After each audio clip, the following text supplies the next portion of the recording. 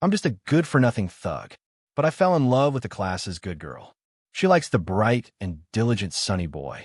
So I put on a harmless sheep's disguise and used a few sweet words to trick her into falling for me step by step. However, just when I was about to win her over, a transfer student suddenly appeared out of nowhere, claiming that they wanted to redeem me. Redeem my ass. Don't mess with me trying to get girls. Chapter 1. My dad was drunk again. Hearing him cursing and stumbling into the house, I quickly got up. I punched myself in the face in front of the mirror. The bone of my finger collided with my cheekbone, causing a pain sharp enough to make me grit my teeth. Soon, a red patch appeared on my skin. This time, the force was just right. One punch, direct hit. In the living room, my dad was still throwing a drunken tantrum.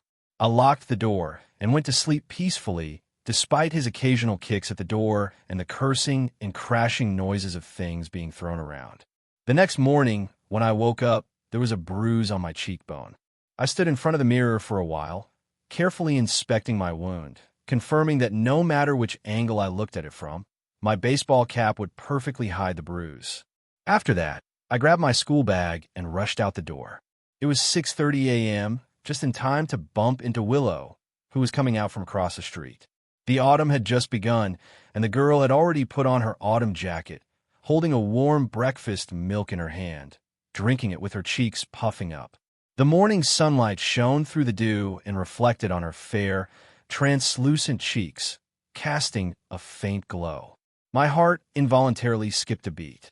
I took a deep breath, and the moment I caught her gaze, I quickly looked away in panic. My right hand swiftly pushed the brim of my cap down. In doing so, I completely exposed my injured left cheek to her line of sight. "George, good morning." Before she could finish her sentence, it was abruptly cut off like a tape recorder that had suddenly stopped. Out of the corner of my eye, I saw her red lips slightly part, staring at my bruised cheek with a look of helplessness. I gritted my teeth and tried to respond casually. But as soon as my eyes met Willow's, I quickly turned my head to look elsewhere. This evasive look was one I had practiced countless times in front of the mirror at home. I knew just how pitiable and worrying I looked from this angle, how easily I exposed the confusion deep in my heart, just as I expected. Willow took a few steps closer and, just like when we were kids, carefully reached out to touch the bruise on my cheekbone. Her soft fingertip gently pressed on the wound. It didn't hurt much, but I still let out a quiet hiss to make my reaction look more realistic. I should have pulled away slightly and acted a bit more timid, but my cheek had its own thoughts and refused to move away from her fingertip. Forget it. Not every day does Willow's hand touch my face. I let it be. "Your dad? He hit you again last night?" she asked. What Willow didn't know was that ever since I stood up to my dad with a weapon on my 12th birthday, he never dared to hit me again. Now all that's left are some harmless drunken curses or him throwing things around the house in an attempt to maintain his pathetic semblance of being the head of the family.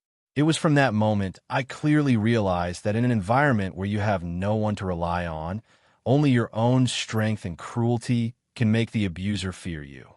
But Willow wouldn't like me this way. She has always liked the gentle, warm-hearted boy with a delicate inner side. And I wanted her to like me. Does it hurt?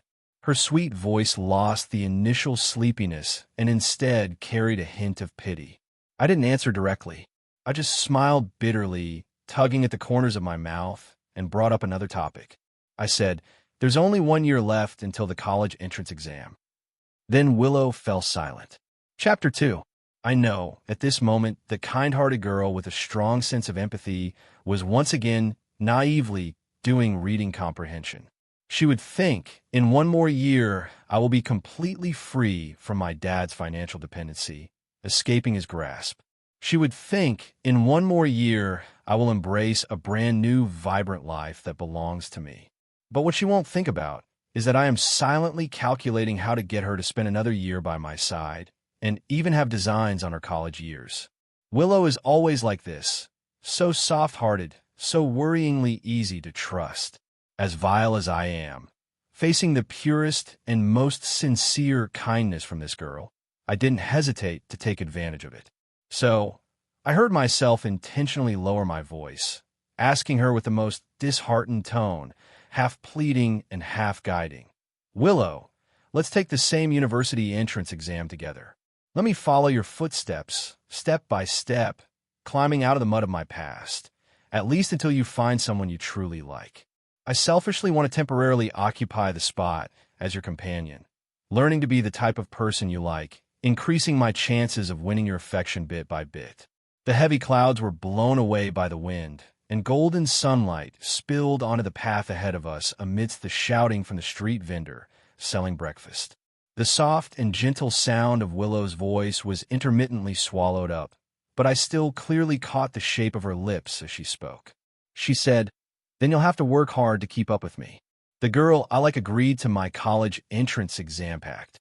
My good mood from having my wish granted lasted all the way to the last class in the afternoon until Sophia arrived.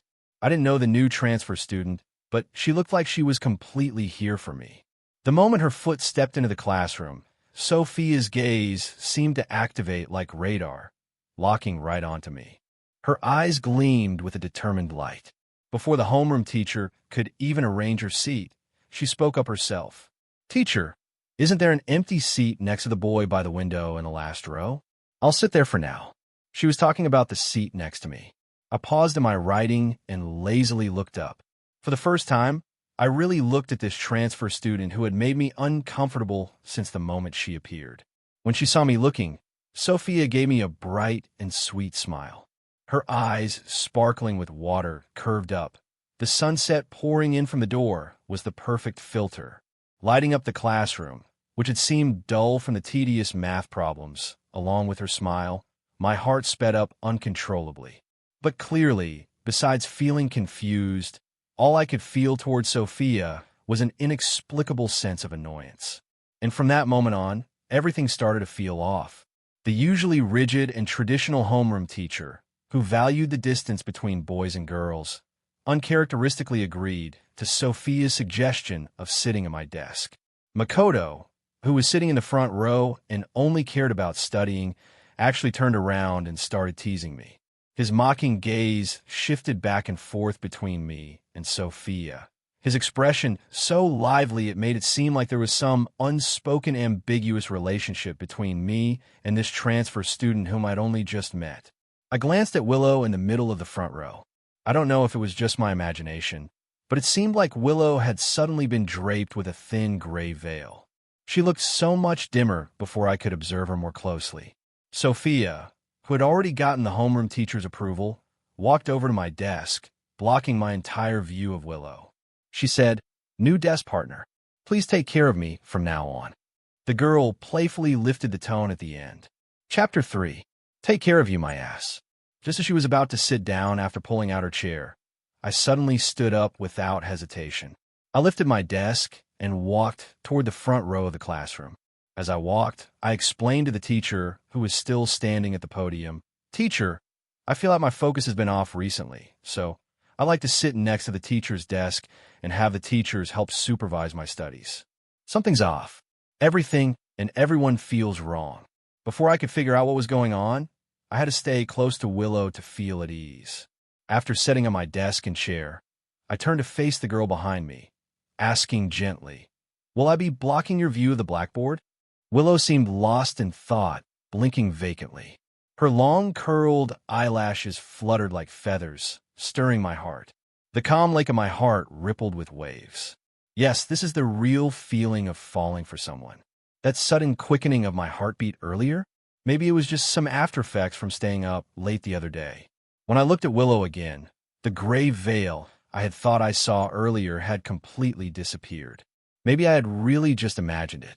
After a while, I finally heard her distracted response. "It won't block. What's wrong with her? Is she feeling unwell?" I soon found out the answer because right after the class ended, Willow gently tapped my back. "George," she called my name, her voice soft and pleasant. She said, "Are you serious about what you said this morning about wanting to take the same university entrance exam as me?" It was clear that Willow wasn't good at asking these kinds of questions, especially those that might have other implications. Her pale fingers resting on the desk curled up nervously, whether from embarrassment or something else. The back of her ears flushed with a faint red. Her doe-like eyes trembled slightly. "I'm serious," I said, emphasizing each word. "You've always been my ultimate goal." But Willow furrowed her brows. Her tone conflicted and troubled. She said, "But the university I want to go to has a very high cutoff score." I immediately made my stance clear, so I'm going to have to work really hard from now on. She finally lifted her gaze to meet mine and, as if to confirm something, reiterated, "It's going to be really tough for you." I said, "What's the process of climbing up if not tough? But I believe the view from the top will make everything worth it." Her furrowed brow relaxed slightly, but she still looked at me hesitantly, as if wanting to say something but stopping herself. I slowly closed the distance between us. Half in jest, half testing, I teased her. "Got anything else to say? Let's ask all at once. Afterward, I'll need to ask Teacher Lou for help. If I give her the wrong impression of being weak-willed from the start, she might not want to teach me seriously in the future." Maybe my earnest way of calling Teacher Lou was just too amusing. Willow smiled. Her dimples appeared faintly on her cheeks, making me smile along with her. Well then, not only did the classroom brighten, but my entire world also lit up. And so, in the warm sunlight, Willow made her final request. She asked me, "Could you please not get too close to Sophia?" The smile on my lips froze, as if someone had cast a spell. For once, I found my mind blank in front of Willow. Is she jealous of Sophia? Chapter 4. I'll admit it, I'm a bit of a coward. Although I've known Willow for a long time, I can hardly imagine the possibility that Willow would like me. The only time I dared to think about it was the day I realized I had feelings for Willow. I'll never forget that completely ordinary night. The moon wasn't particularly full, and the night wasn't especially beautiful. My drunken father was passed out on the floor in the living room, spewing filthy words one after another. I opened the window to air out the nauseating smell of alcohol in the room. When I looked up, I saw the girl across the street, her face blooming like a flower with a smile. She was playfully toying with the sensitive plant on the windowsill. Her fingers were like a mischievous child, teasing every leaf of the plant. The leaves shyly curled up, as she smiled as though her little plan had succeeded. Her dimples appeared with the upward curve of her lips, showing on her fair, innocent face. The anxiety that had built up in my chest after confronting my father was blown away by the evening breeze. And before I knew it, my lips had curled into a smile as well. I don't even know why, but I suddenly imagined myself as the sensitive plant in Willow's hands. What if her finger were to gently touch my face instead? Her clear, watery eyes focusing on me the same way. Her smile slowly appearing as her fingers lightly touched me. It was just an imagination. Yet, my profile felt as though someone was really gently tapping it with a fingertip. The strings in my heart were slowly plucked, sending shivers that rippled through me. I unconsciously swallowed. I suddenly felt flustered and dared not look at Willow any longer. As I turned my head to avoid her gaze, I caught a glimpse of my own red face in a mirror by the bed. The sound of my heart beating like a drum rang in my ears. My mind was dizzy and swollen, and all I could think was, I'm probably done for. Well, no, not probably. I'm already done at this moment. Everything about Willow's behavior clearly pointed to one possibility. She was jealous. Willow was jealous for me. The overwhelming joy struck me like a heavy hammer, and I was left dazed. This secret happiness was like the rising tide of the sea, continuously surging in my chest, bringing with it waves that threatened to drown me. Just when I was floating in joy, she said, "If you're unwilling, then our agreement is off." What? How could that be? Who's unwilling? I forced myself to suppress the overwhelming joy inside, maintaining the gentle and warm persona I always show others. After swallowing several times, I finally steadied my voice and said, "Okay, I won't talk to her." The moment the words left my mouth, it was as if Willow had let go of a heavy burden. She returned to her usual bright and lively self. Then it settled. We'll meet at C University 1 year from now. From now. Such a beautiful phrase, my future with Willow. Chapter 5. But heaven never grants what you wish for. What came earlier than the future was Sophia's relentless harassment. Although it sounds strange, that's exactly the impression Sophia left on me. I've seen girls write love letters confessing their feelings. I've seen girls express their affection in subtle ways. But Sophia was completely different. It seemed like the moment she arrived here, she had one goal. She would stare at me from across the classroom for the entire lesson. She would blatantly knit me scarves during break time. She'd always be late for morning self-study, just to bring me breakfast that she had made herself. She'd hover around me during every recitation time, chattering about her unremarkable extracurricular life. Even though I always responded to her with cold indifference, she was always smiling and cheerful. Despite all my rejections, she still did as she pleased. She constantly orbited around me single-mindedly, like a piece of chewing gum that you can't shake off, clinging to me without letting go. At the same time, the faint gray mist that had briefly surrounded Willow before returned, it clouded all the light she had once had in my eyes. The gentle, quiet, hard-working girl I remembered faded into dullness under the lively and vivid image of Sophia. Her top rankings in the class, always in the top 3, were now slipping month by month. Although Willow never showed any negative emotions in front of me, her once regular sleep schedule had now turned into late nights every day for a month. This was something that would never have happened to her, as she had always pursued study efficiency. I could see it. She was anxious. All of this started after Sophia began interacting with me more frequently. I vaguely sensed something, yet my gaze couldn't help but fall on Sophia.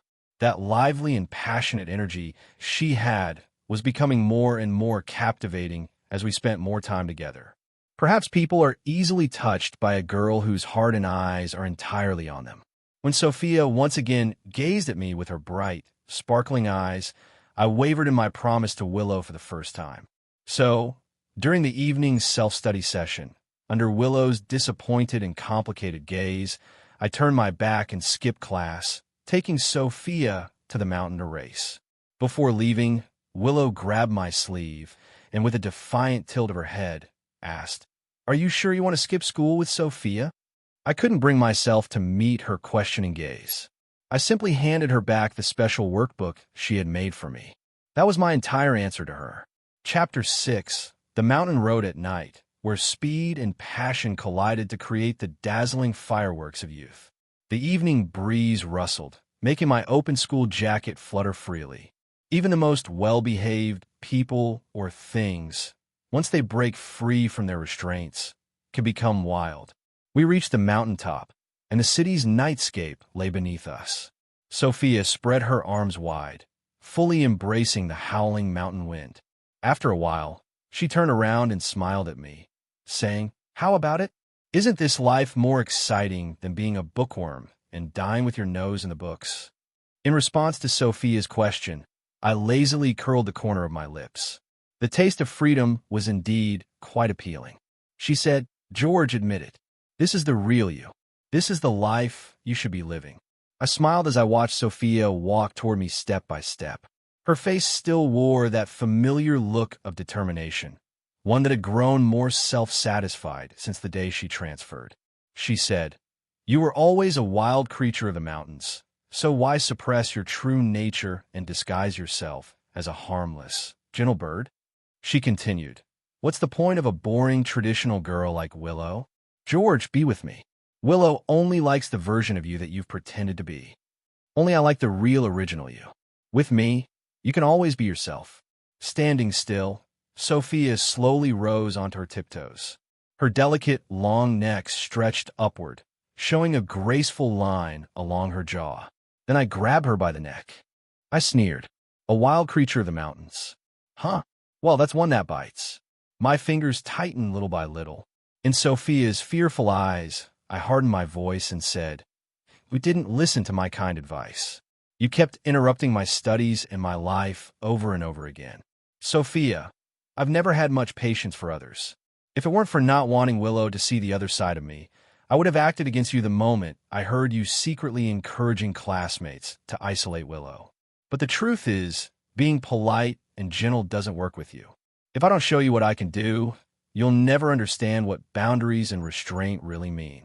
Sophia's face turned bright red. At this point, she was still being stubborn. She said, "George, think back to the thrill of racing up the mountain road with me tonight. You'll probably never experience this kind of excitement with Willow. She's boring stiff. Why would you give up being your true self just to please her? Only I truly like you after seeing the real you. I came specifically for you, to save you from the mask you've been wearing. Save me." No one knew better than I did what true salvation was. From a young age, I was nothing but a burden in my mom's eyes, a weight that kept her trapped in her miserable life. Whenever she thought it was time to leave, I would always panic and cry loudly. Her escape plan was always cut short by my screams. Until I was 5, when I saw through my mom's every intention after she left me again, I silently stared at her retreating back from beginning to end. She never looked back at me. That night, after my father found out that my wife had left, he vented his anger all on me, pinning me against the door, punching and kicking me. After hitting me, he slapped his hands, cursed, and walked away, leaving me alone in a pitch-black room without a shred of light. The night breeze was cold, and it made my wounds sting. I struggled to turn over, dazed, staring at the moon above, letting the dampness and coldness of the floor surround me. My father didn't care, my mother didn't love me, and I was laughed at and bullied by other kids my age. My personality gradually twisted in the accumulated resentment toward the world until Willow moved next door with her grandmother. Chapter 7. Her experiences were very similar to mine, both abandoned by our mothers, both subjected to our father's abuse. The only difference was that she had her grandmother to pull her out from the claws of that misery. But that small difference didn't affect my subconscious urge to feel a sense of closeness to her because of our similar pasts. So, I took the initiative to stop her on the side of the road. "Hey, want to come with me to the internet cafe and play games?" She said, "It's Friday. I have to go to school." I asked, "What's so great about school?" "No one cares whether we do well or not." The girl with braids gave me a strange look and said, "Studying isn't for others. It's for ourselves. It's our own life, and as long as we care, that's enough." With that, she continued walking ahead. But as she passed me, she grabbed my backpack strap and pulled me along toward the school. She said, "Come with me to school." Her strength wasn't much, and I could have easily shrugged her off. But for some reason, I followed her. That day, for the first time, I seriously listened to an entire class. For the first time, I received praise from the teacher. When I got home after school, I secretly followed Willow. I wanted to tell her that I had been good and went to school today, but I couldn't bring myself to say it. This time, she took the initiative to stop in front of me. She said, "Today, your teacher praised you in our class. She said that even though I refused to study, if I just spent a little more effort on my studies, I could probably even beat the top student in the class." Hope is a powerful motivator because of the words she passed on. I studied hard in my 3rd year of middle school. In the end, I barely made it into a prestigious high school. Willow lied to me that day. My teacher had never said that, but I'll forever be grateful for her lie.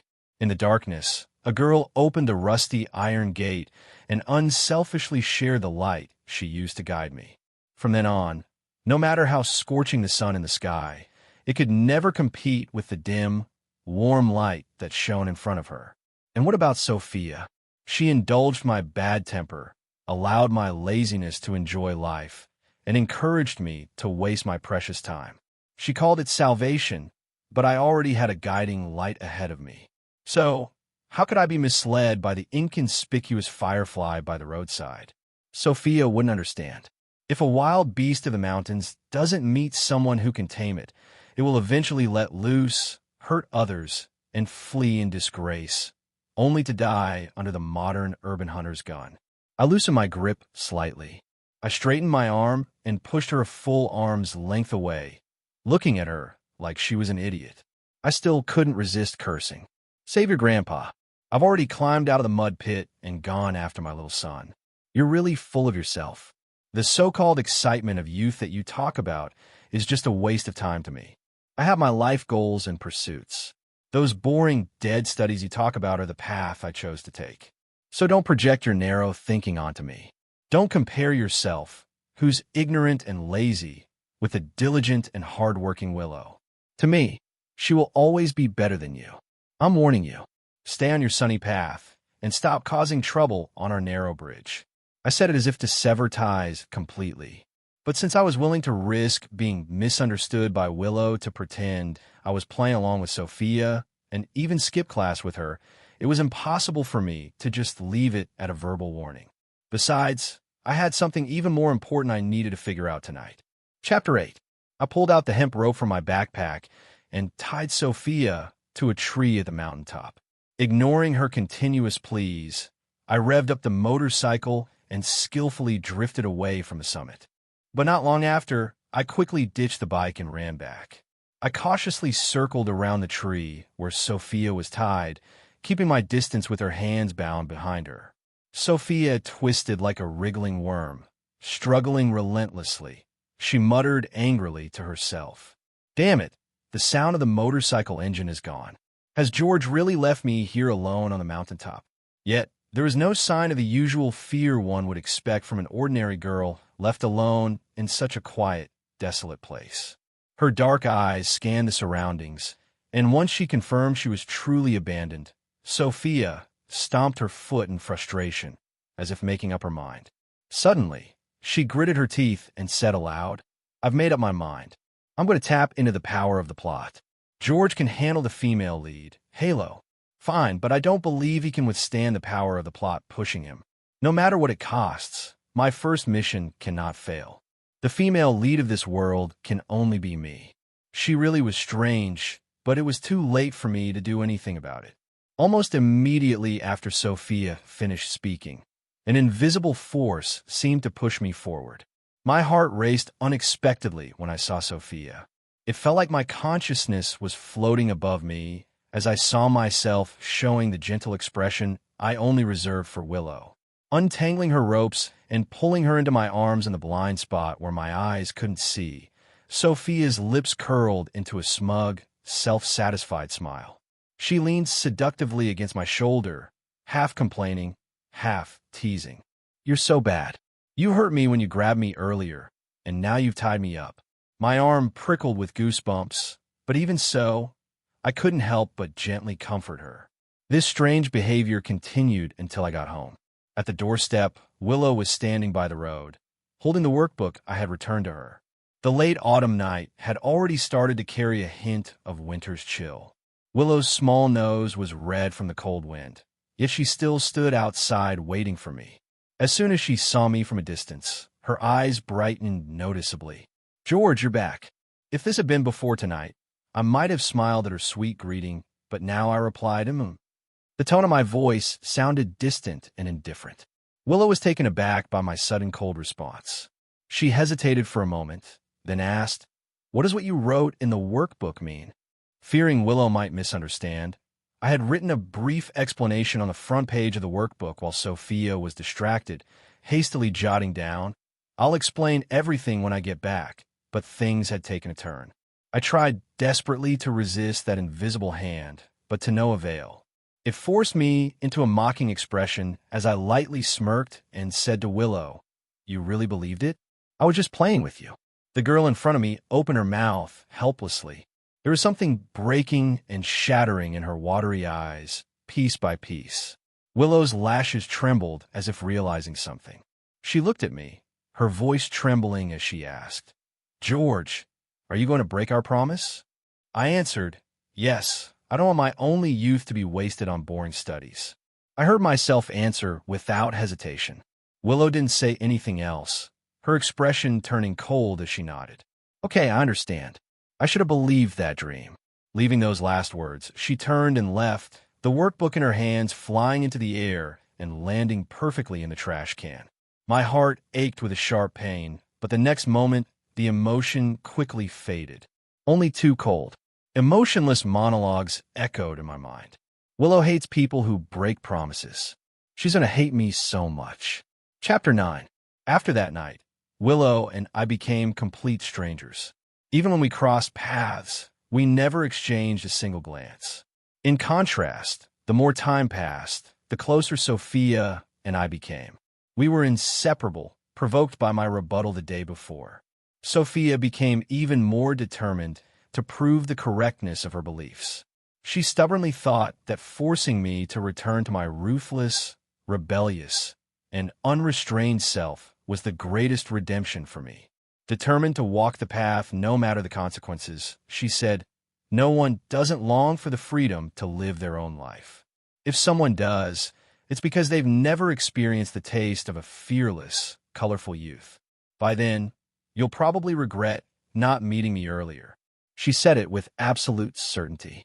The irony was that the one who said she wanted me to be myself was actually the one preventing me from freely choosing my own life path. In senior year, when everyone was fully focused on studying, Sophia dragged me into the midst of indulgence and excess, enjoying a lifestyle that shouldn't belong to someone our age. Decay, indulgence, waste. I gradually found myself drifting farther from the resolve, ideals, and goals I once set for myself, watching as my life was taken from me while I stood powerless to resist. I thought this was all the power of the plot that Sophia had talked about. Though angry, I could only suppress my emotions and look for any possible way out. But things were much worse than I had imagined. Willow fainted in class. After being sent to the hospital, the doctors couldn't find anything wrong, only saying it might be due to the pressure of the final year. But I knew that wasn't the case because the gray mist that had surrounded Willow began to turn into a heavy black. As the black mist spread across her body, Willow quickly lost weight, and the healthy flush in her cheeks completely faded. I saw it with my own eyes, my heart racing with worry. But no matter how anxious and worried I felt inside, my body couldn't communicate any of it to Willow. No sound, no movement, no glance. My gaze was trapped, and I could only focus entirely on Sophia. Finally, on the evening of the winter solstice, the black mist completely enveloped her. Willow fainted again in the classroom amidst the sounds of evening self-study, and this time, she never woke up. It was the first time I clearly realized how quickly life can slip away. How quickly a flower that had just begun to bloom in the morning can wilt by the afternoon, leaving only the branches behind. My heart felt like it had been pierced open with scissors, the cold wind rushing in. Winter had settled into my heart and soul. Amid the overwhelming chill, I heard Sophia's triumphant voice by my side. She said, "This is the price of defying me."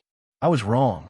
I always thought that as long as Willow was okay, I would have time to think of a way to break free from the control of the plot, but I didn't realize that from the very beginning, they never intended to let Willow go.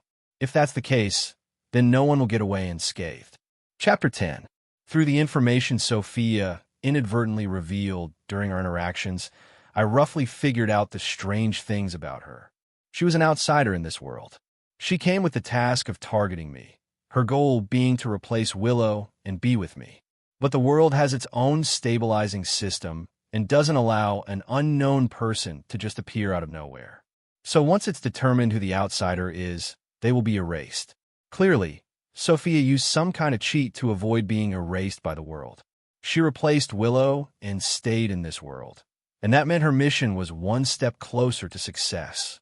Because of this, when she learned that Willow had died, Sophia was in a great mood. That night, she dragged me to a bar, and in her triumphant state, she got drunk. After several drinks of strong cocktails, she became a bit tipsy. With her eyes half-lidded, she looked at me pitifully and said, "George, you have to be good to me. Okay, I'm betting everything to target you, and if I fail, I'll be punished severely." So, she softened her tone and leaned closer. "Can you start liking me earlier?" A thought crossed my mind. I glanced at the group of thugs who had been giving us sidelong glances since Sophia walked in. Seeing that Sophia was too drunk to get up, the group of men finally made their move, closing in on us with unfriendly expressions. The leader, a tattooed guy, wolf whistled at Sophia and ogled her lecherously. Knowing that the plot force wouldn't stop me from making any move to show interest in Sophia, I casually pulled her in my arms, and with my other hand, I provocatively gave the group a middle finger. As expected, they were immediately enraged. "You little brat. What the hell was that? The situation escalated quickly, and Sophia's drunkenness cleared up a little. As she opened her eyes, she saw one of the men trying to grab her, and the others were shouting. Frightened, she kept backing away toward me in the tense atmosphere. For the first time, I pulled her behind me and protected her, saying, "Don't be afraid." The girl's eyes lit up with surprise as she looked at me. It seemed like something inside her recognized this as my spontaneous action and told her. She probably thought I was starting to like her. One idiot. She had already shown me all her cards and didn't even realize that disaster was about to strike. It was obvious. The tattooed man's target was Sophia.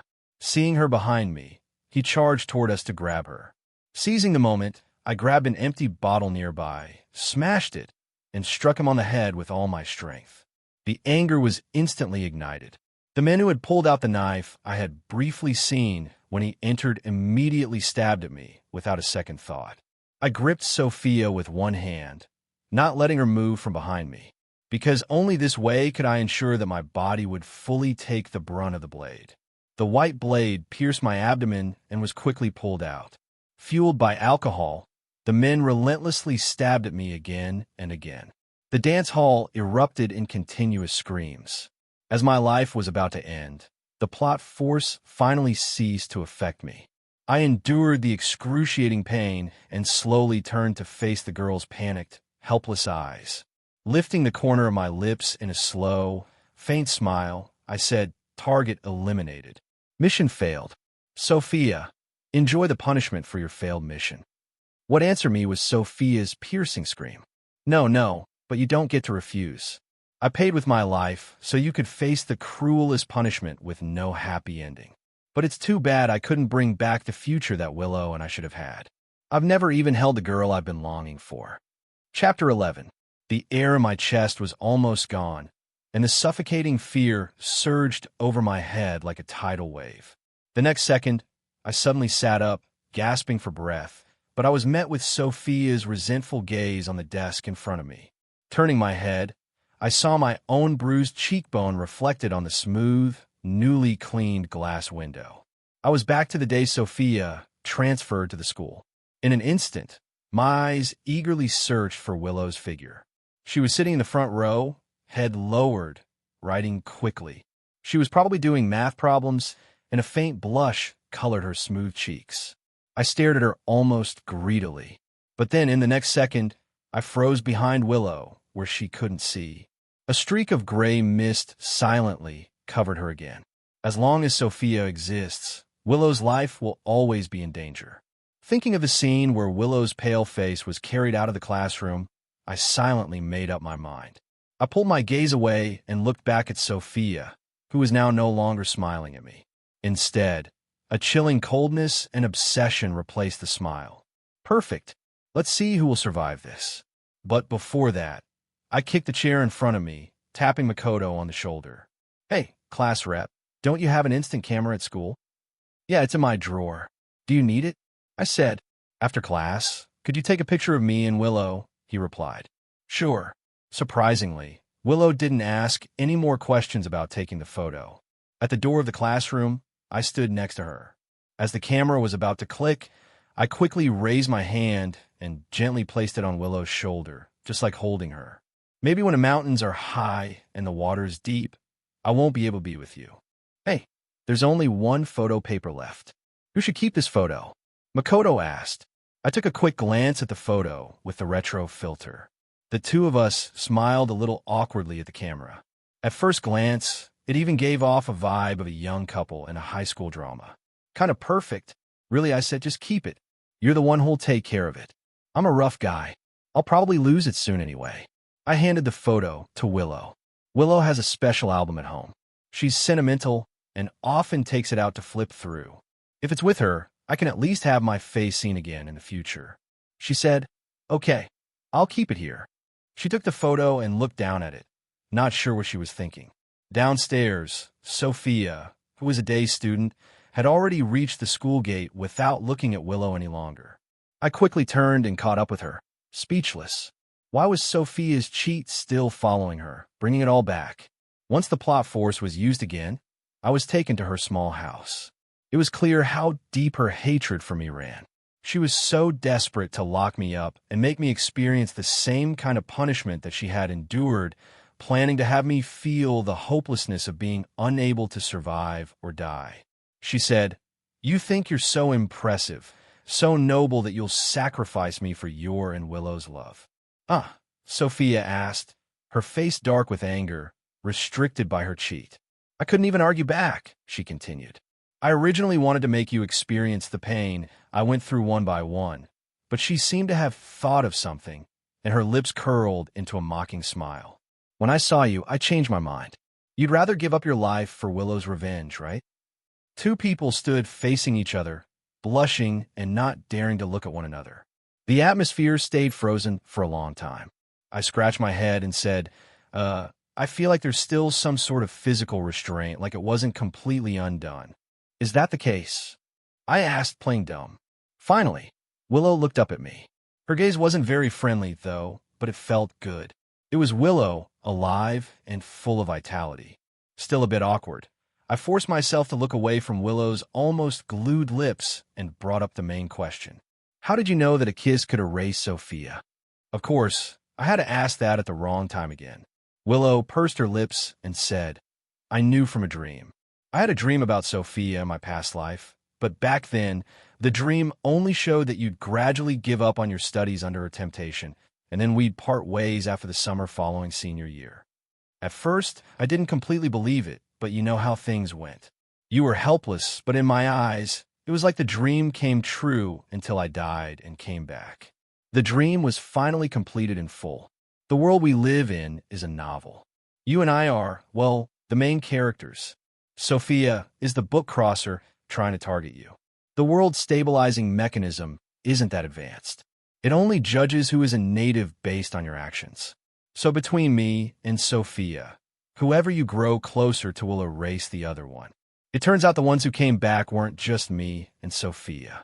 The charming emotions faded away into heavy memories. I glanced at Sophia's body on the floor and asked, what do we do with her body? Chapter 13. In the end, Sophia's body disappeared without a trace, and all evidence of her existence in this world was erased. Willow and I returned to our busy but fulfilling senior year, knowing that we were the main characters of this world was, aside from being somewhat unbelievable, just another fact. Perhaps in another space-time, we were merely paper figures in a book. But in the world we live in, everything was a living, breathing reality. Nothing would fall from the sky just because we were the main characters. I still had to rely on my own efforts to make sure I could attend the same university as Willow. After all, I was her male lead. Damn, just thinking about it made me happy. Tonight, I'll finish another set of physics problems. Before I get to that, I asked, Willow, can I have that photo of us together from that day? She replied, no. I asked, why not? She said, I'm afraid you'll be so distracted that you won't focus on studying. I meekly shut up. After all, I had done that before. Sigh. I can't wait for the college entrance exam to be over. Once it's done, I'll confess after Willow agrees.